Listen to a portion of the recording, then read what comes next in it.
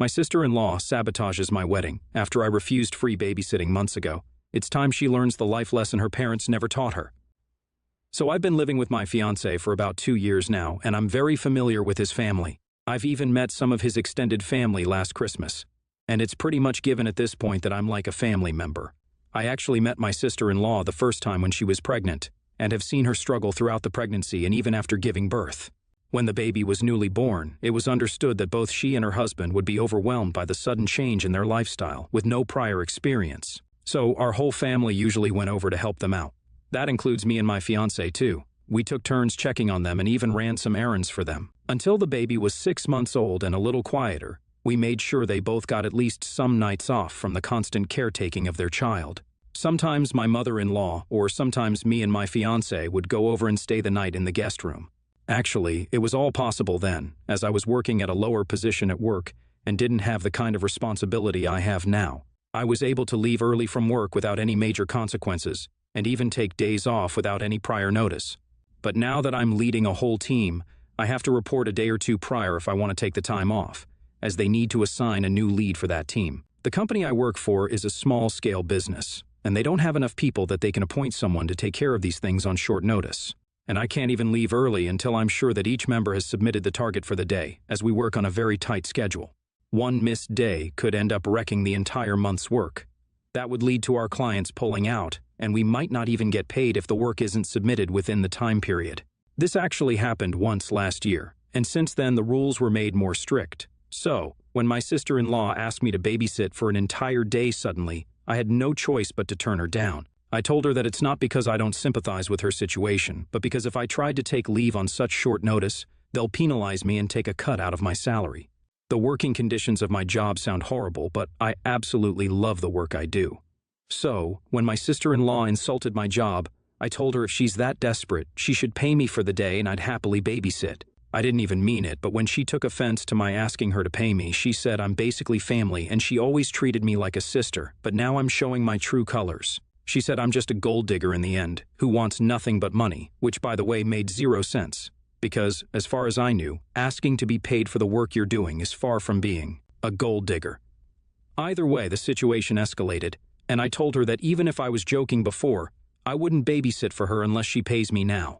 In the end, she turned back and found someone else to help her out, but the damage was done. Our relationship hadn't been the same since then. So that was months ago, and since then I've been busy with my wedding preparations. There wasn't that much to do since we've decided on a very small-scale ceremony. Only our parents, siblings, and very close friends were invited. Obviously, sister-in-law, living only 10 minutes away, got an invitation. Whatever awkwardness there was between us was overshadowed by the relationship my husband had with his sister. I didn't really mind inviting her since I thought that babysitting wasn't that big of a deal. If only I had known how wrong I was, I wouldn't have ever let her set foot in my house. My fiancé and I decided to fit a canopy in our backyard, which wasn't small by any feat. We made an aisle there and asked the florist to supply us with pre-potted flowers that we could ground on the sides of the aisle. There were hardly 20 guests in total that were coming, so it wasn't going to be very crowded and everyone could fit there. People who were in charge of decorating the backyard were also going to convert the whole space after the vows into an open area for dancing, while an open bar and food area would be set up in the corner. The whole thing fit in our budget and would have been very romantic if my sister-in-law had not decided to take revenge. She took her chance when she saw no one was home and used the lawnmower to destroy the aisle that we spent more than a month setting up. She also dug up the ground at random places and then lied to me, blaming it all on my dog. But I'm not dumb enough to believe her lies, because my dog has been trained to not dig the ground. And even if he had a habit of doing that, the clear marks of a spade being used were proof enough that she did it. When I pointed it out, she said I can believe whatever I want, but it wouldn't change the fact that my wedding is in less than 24 hours, and I'm out of a place where I can have the wedding. It made me so furious that I kicked her out of my house and called my fiancé. He rushed over to the house to take stock of the damage, but no matter how fast he came, or how much he stared at it, there was no saving the aisle. That was supposed to be made of only slightly trimmed grass with flowers lined at the edges. Even if we filled up the holes, the ground would be uneven, and there's a very high chance people might end up tripping. We cannot have a wedding there. So, we ended up postponing the wedding until we found another place to have it. But I'm still angry at sister-in-law and want to teach her a lesson. She thinks she's entitled enough to get free help from her family members just because they are related, and that she could walk all over me without any consequences. No way will I let that happen. And that's why I'm thinking of ruining her life by telling her secrets to her husband. But the problem is that if I reveal what I know, there's a very good chance that their marriage might end, and I don't want to be the cause of any problems between them. I've seen things during my time when I actually babysat for her and have kept potentially life-threatening secrets to myself. Not even my fiancé knows about them. Am I in a hole for thinking like this? Is revenge well-deserved here? Or should I let this one slide too? Or should I do something that wouldn't affect her entire family as well? So I did it. I wanted my sister-in-law to pay for being an entitled brat and thinking she wouldn't suffer even if she ruins other people's lives. She should have learned a long time ago that if I could be nice, I can also be a bad enemy. But her loss, I guess. So this happened after a year after she gave birth. She was very exhausted and always felt like she wasn't enough anymore. Some of it started after postpartum depression, but she felt self-conscious about the changes her body went through during the pregnancy. She even voiced the concern to me that she doesn't feel like brother-in-law loves her anymore, and she needs to work on herself again to maintain her appearance. I told her to rejoin the gym since she's been in the clear to do some heavy lifting for some time now. She ended up taking my advice and joined the gym, and my fiancé, brother-in-law, and I took turns babysitting the child while she went to the gym. It was my turn to babysit when I caught a guy dropping her off from the gym. I didn't think much of it because it's natural to make friends everywhere you go. But what was not natural was the kiss I witnessed between them. Sister-in-law did end up pushing him away and later explained to me how he had a crush on her and finally acted on it that day. But I was still a little wary of them. She convinced me not to tell her husband, as nothing was going on between them and this might create unnecessary problems, which was totally understandable since guys can initiate a kiss, and as long as you're walking away from it, it should be fine. So I kept that a secret until I saw it happen again. This time around the same block I go grocery shopping too. That was the curse of living so near to each other. Unexpected run-ins are common, and I didn't want to believe it, but it was clear that sister-in-law was also kissing him back. I confronted her about it that time, and she told me to forgive her this once, and that she had lost her mind. I asked her to break it off, and even kept an eye on her to see if she's sticking to her promise of never cheating again. But what she did at the wedding was a step too far, and I finally told brother-in-law about her cheating scandal to teach her not to mess with the wrong people. Some might call me in a hole here, but I did what I had to do. She was in the wrong, and I would have supported her. Remorse journey if only she wasn't a shitty person.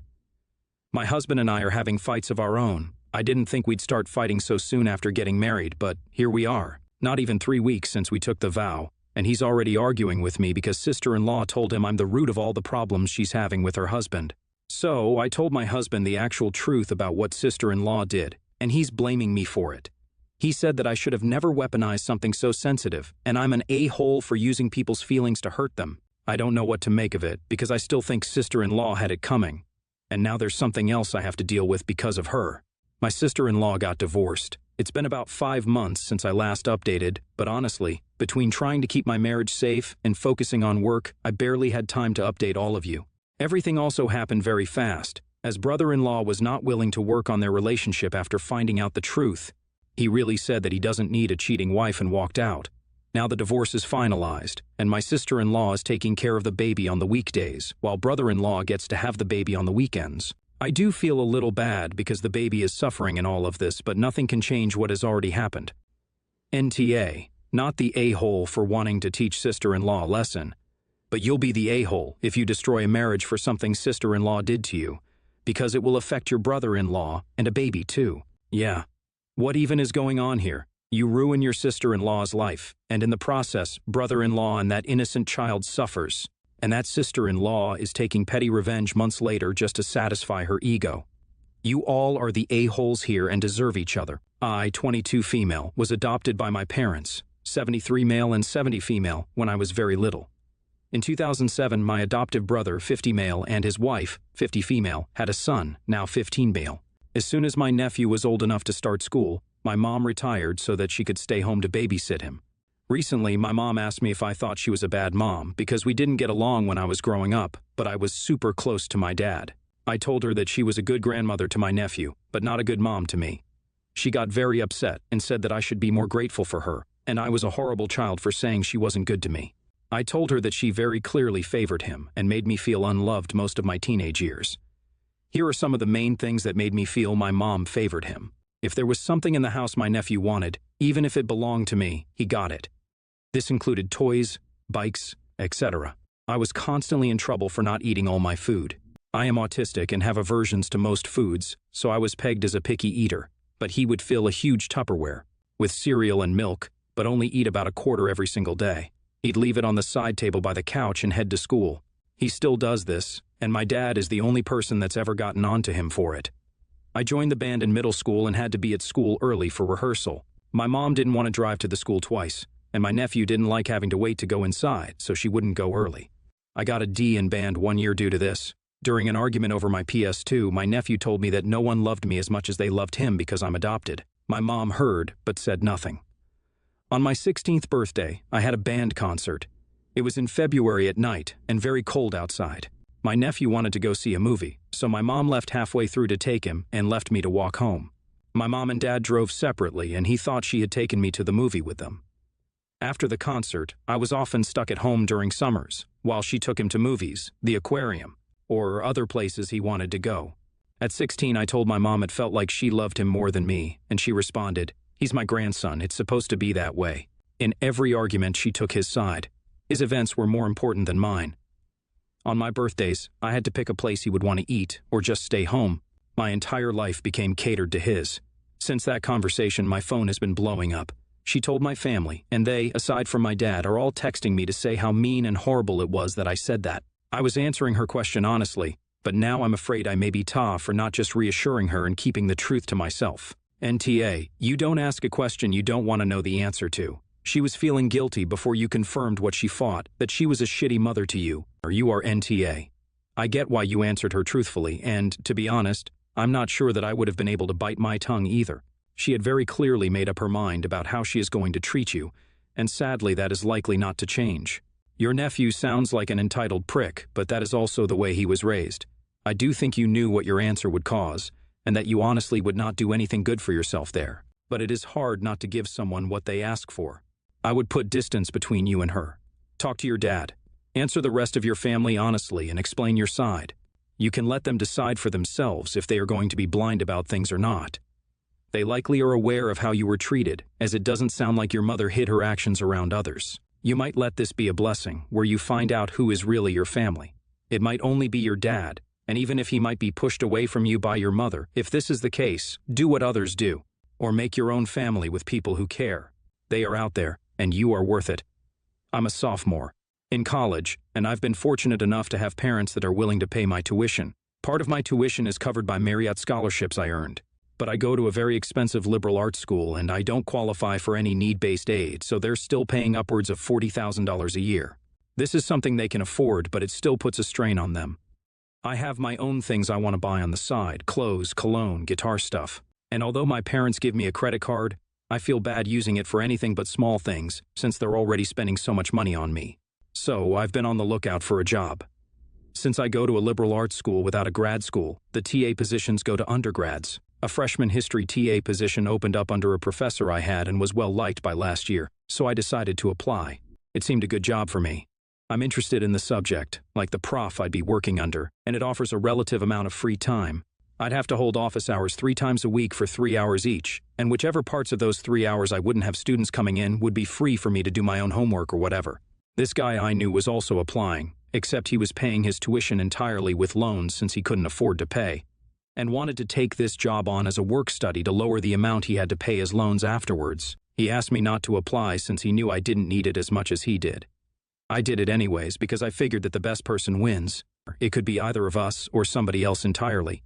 He's not entitled to the job just because he needs it more. Anyhow, I did end up getting the job, and this guy called me TA because for me it was a way to have some extra spending money, and for him it was a lot more important. I still don't think he was entitled to the job just because he needed it.